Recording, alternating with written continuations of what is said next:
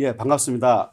오늘은 그 생성형 AI 챗 GPT 현황과 전망에 대해서 짤막한 강의를 하도록 하겠습니다. 지금 여러분 뭐 굉장히 많이 요즘에 최근에 생성형 AI에 대해서 많은 얘기들이 있죠. 그래서 그 생성형 AI는 Generative Artificial Intelligence라고 하는데 생성형 AI를 통해 가지고 굉장히 많은 파생된 비스 모델도 나올 것 같고요. 그리고 이거 부분들 생성형 AI가 또 우리의 삶을 많이 바꿔놓을 것 같기도 해요. 그래서 이 생성형 AI에 대한 부분과 그리고 사업의 적용 모델 그리고 실제적으로 제가 써봤던 그런 내용들도 있는데 이런 걸 고찰해 봄으로써 한번 우리 생성형 AI를 우리의 삶에 또 우리 산업의 어떤 트랜스포메이션 시켜주는 거에 굉장히 기폭제가 되지 않을까라고 믿어 의심치 않는데 뭐 그러나 그런 와중도 있지만 약간의 그 부정적인 요소도 있습니다. 그러나 생성형 AI는 우리의 지금 삶을 굉장히 많이 바꿔놓을 것 같고 또 우리의 산업도 그걸 활용해서 좀 더 진보할 수 있는 거로 만들어가지 않을까라는 생각이 듭니다. 예, 기본적으로 생성형 AI는 사용자가 입력한 텍스트라든가 텍스트 있잖아요. 텍스트, 글, 그리고 오디오, 이미지 등이 이제 기존 콘텐츠 데이터를 바탕으로 해가지고 이제 그 AI에다가 이런 데이터를 많이 주고 또 이미지 주고 학습을 하게 됩니다. 그래서 크게 큰 댐을 만들죠. 큰 댐을 만들어서 그게 이제 우리가 이제 인공지능이라 생성형 AI라고 하고 있고요. 우리가 이제 검색 같은 경우는 검색을 통해 가지고 답을 주지는 않죠. 찾아만 주는 거죠. 그리고 그거에 대해서 뭐라고 만들어 주지는 않는 건데 이러한 것들을 벗어나서 생성형 AI는 기존의 이러한 그 텍스트나 오디오 이미지를 통해 가지고 실제로 만들어 주는 거예요. 만들어 주니까 제너티브 AI라고 하고 생성형 AI를 한국말로 합니다. 그래서 기본적으로 데이터의 수집 영역을 만들어 주는데 데이터 전처리 영역이 있습니다. 이거는 이제 우리가 말하는 이제 약간 전문적으로 슈퍼바이저 런이라고 하는데 지도학습이랍니다. 사람이 거기에 대한 그 데이터를 넣어주고 그리고 그 데이터를 넣어주는 거 가지고 스크린을 하게 됩니다. 오류된 정보 이런 걸 다 만들어 뽑아내고 그래서 거기에 스크린된 데이터, 좀 클린 데이터를 통해 가지고 학습 모델을 하게 됩니다. 그래서 학습 모델을 하게 되고 그리고 이것들을 이제 들어가 있던 데이터를 가지고 기계가 이제 강화학습을 하게 되고요. 인해스먼트라는 강화학습 통해 가지고 기계학습을 합니다. 머신 러닝이라 하죠. 그래서 돌려가지고 만들어주고 거기에 이제 학습 완료 모델을 통해 가지고 기본에 이제 1대1로 대응했던 그런 정보들을 인간의 두뇌처럼 뉴런이라고 그러죠. 인간의 두뇌처럼 스냅스를 여러 개 해가지고 리즈닝, 추론하고 어널리시스, 분석하고 그걸 통해 가지고 답을 주는 그런 걸로 이제 만들어집니다. 그래서 여기 보시는 것처럼 지금 학습 완료 모델을 통해 가지고 그리고 이제 여기에 필요한 데이터들을 출력하는 서비스가 되겠습니다. 이 부분들이 그 생성형 AI인데 이미지 생성은 이제 달리라고 이미지가 있습니다. 이 부분은 다 설명 못 하겠지만 우리가 원하는 이미지를 텍스트로 씁니다. 예를 들면 귀여운 cute cat, 귀여운 고양이, 털이 많고 그리고 복스럽고 그리고 묘사를 하게 되면 그 묘사에 맞는 이미지도 만들어주는 게 이제 그 달리라든가 스테이블 디퓨전, 미드저니, 노벨 이런 것들은 이제 이미지 생성 AI인데 오늘은 이미지 생성 AI라기보다는 그 챗 GPT에 좀 중점화돼서 말씀드리도록 하겠습니다. 어쨌든 생성형 AI 메커니즘은 앞서 지금 여기 나와 있는 것처럼 이러한 그 데이터의 수집 영역을 통해서 전처리한 다음에 학습 모델을 하고 구현 연영을 한 다음에 기계학습을 통해 가지고 만들어주며 학습 완료를 하고 나서 출력해주는 이러한 일련의 과정은 이미지라든가 텍스트 생성에 똑같은 메커니즘이 있다 이렇게 보시면 되겠습니다. 그리고 GPT라는 거는 이제 그 GPT가 이렇게 생겼습니다. 아마 다른 분들도 많이 하시리라고 생각했는데 챗 GPT는 대화형 생성 인공지능입니다. 그리고 인간의 뇌구조를 모방한 인공지능인데 여기에 이제 그 뉴런 네트워크 모델이 2020년 12월 30일 날 나왔고요. 이 앞전에 이제 나왔다가 GPT가 3.5가 출시가 됐죠.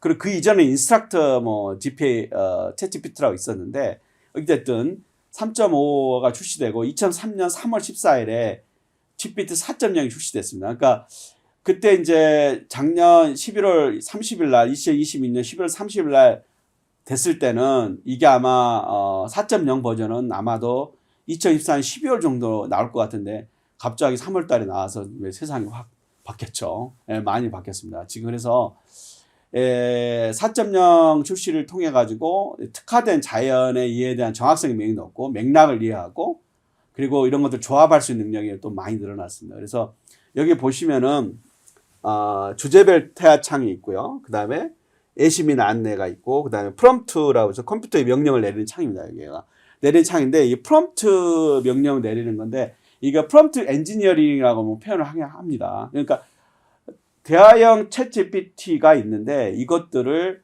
잘 활용하려면 모호한 질문을 하면 얘가 모호하게 대답을 하겠죠. 그러니까 질문을 굉장히 잘하는 게 중요합니다.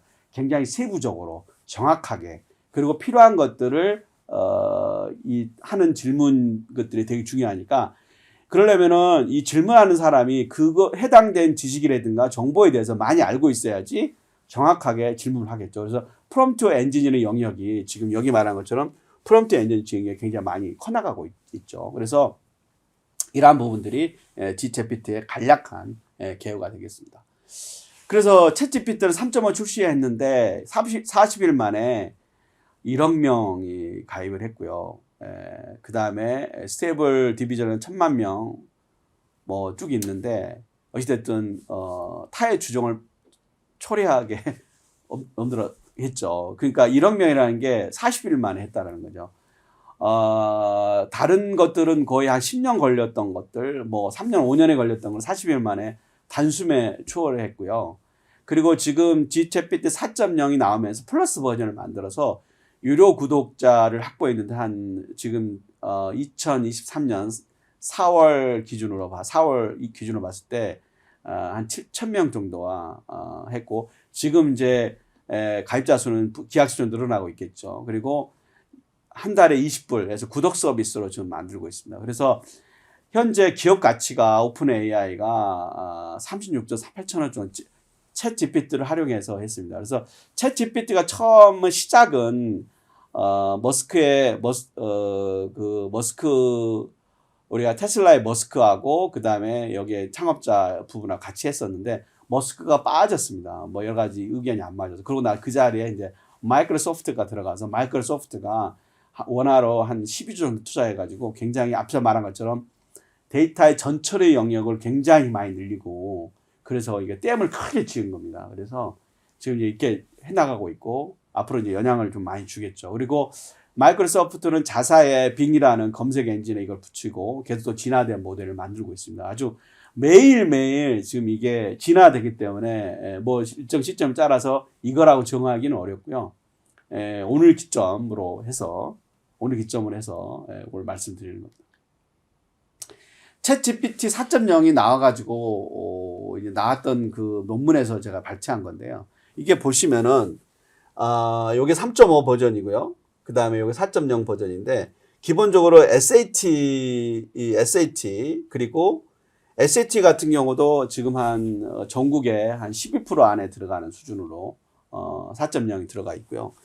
여기 보시면은 여기 파란색으로 이거 좀 진한색으로 들어가 있는 4.0 버전인데 어쨌든 변호사 시험도 챗 GPT한테 물어봤더니 한 5% 7% 정도 수준으로 이제 들어가 있어서 이러한 그 챗 GPT를 활용해서 만들어갈 수 있는 영역들이 굉장히 많이 있지 않을까라는 생각이 좀 듭니다.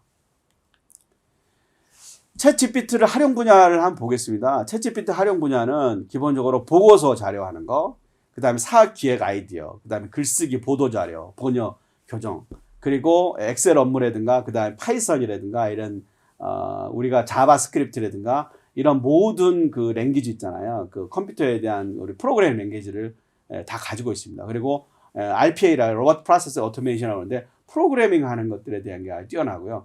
그리고 이제 이게 이제 코파일럿이라 그래서 마이크로소프트가 기본적으로 마이크로소프트가 자사의 MS 오피스랑 연결을 해가지고 텍스트를 통해서 만들어주는 것들인데 제가 몇 개를 써봤더니 굉장히 급격하게 좋아집니다. 그러니까 예를 들면 마이크로소프트 디자이너랑 같이 묻혀서 그걸 써봤더니 그 해당되는 스크립트를 넣으면 파워포인트가 그 이미지에 맞게끔 나오게 돼서 굉장히 깜짝 놀랐습니다. 어쨌든 이 자동화에 대한 우리가 업무 자동화에 대한 것들, 그리고 기업에서의 어떤 그 스텝진들이 해야 될 일들을 상당히 챗GPT가 활용하기 때문에 이러한 부분들에 대한 그 일자리 문제, 이런 것들은 계속적으로 이슈가 될 것 같습니다. 이거는 제가 이제 챗GPT한테 이제 보고서를 제가 이제 쓰고 있는데, 한국의 배달 시장의 질문과 대답을 했습니다. 그래서 물어본 게 한국 음식 배달의 시장 트렌드를 좀 분석해 달라. 그랬더니 이제 뭐 굉장히 길게 분석을 했습니다. 나름대로 굉장히 좋습니다. 그 다음에 배달의 민족의 경쟁 업체를 보고서 형태로 작성해 달라. 그리고 이게 뭐뭐입니다라 하지 말고 종결용으로 해주세요. 그랬더니 종결용으로 딱 만들어집니다. 예를 들면 소론, 경제업체 분석, 요기요, 배달통, 쿠팡이츠, 결론. 그래서 나름대로의 굉장히 정형화된 기승전결을 가지고 있어서 만들어지고 있고요. 그리고 이거 같은 경우는 제가 그 편지를, 사랑하는 사람한테 편지를 좀 써달라고 그랬는데 제가 몇 가지 키워드를 줬습니다.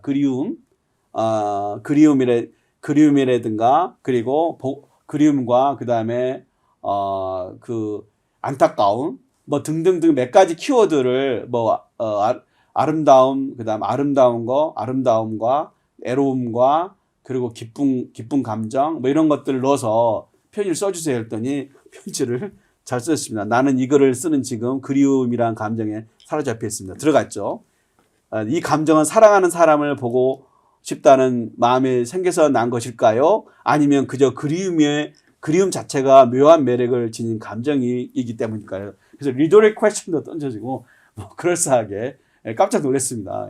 그래서 그런 것들을 이 편지도 만들어주고, 그리고 요거는 이제 신발, 흔적, 창호지, 겨울바람, 그리움이란 걸 활용해서 시를 한번 써봐라. 그랬더니 얘가 시를 썼습니다.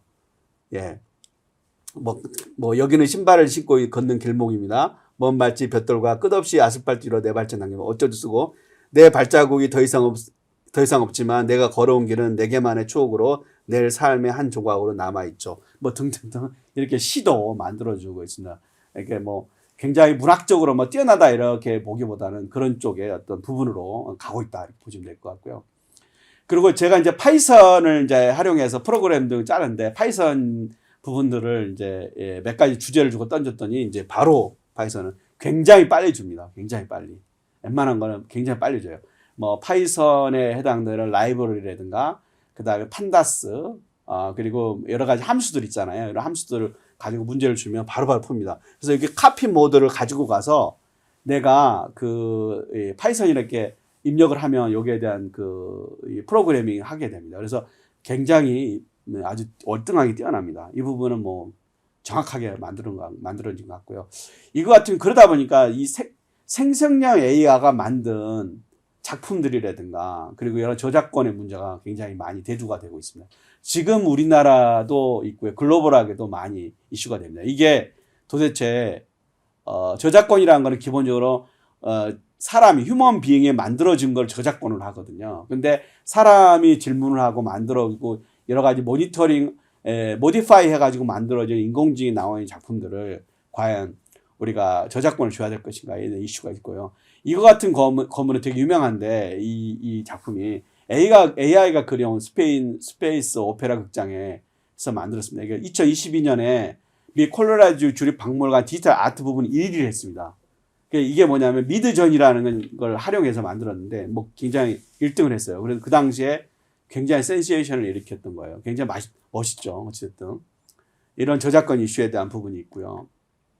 그리고 지금 왼쪽은 이제 진짜입니다. 왼쪽은 우리가 요하네스 메리의 진주 먹거리를 한 소년 원작이고요. 오른쪽이 이제 그 AI가 만든 겁니다.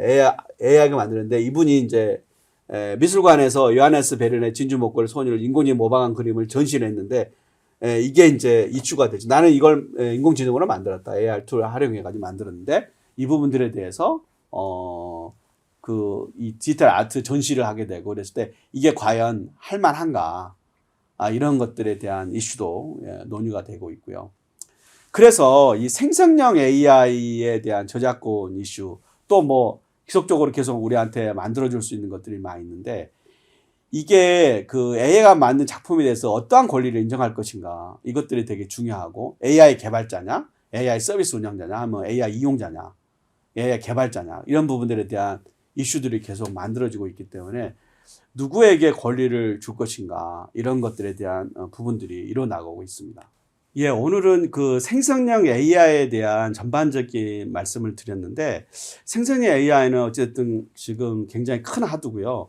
이것들이 산업으로 많이 진화가 많이 되고 있고 또 이 AI에 대한 그 생성형 AI 챗GPT라든가 이런 활용해서 우리가 산업 비즈니스 모델로 만들어가는 게 굉장히 중요한 시기라고 생각하고요.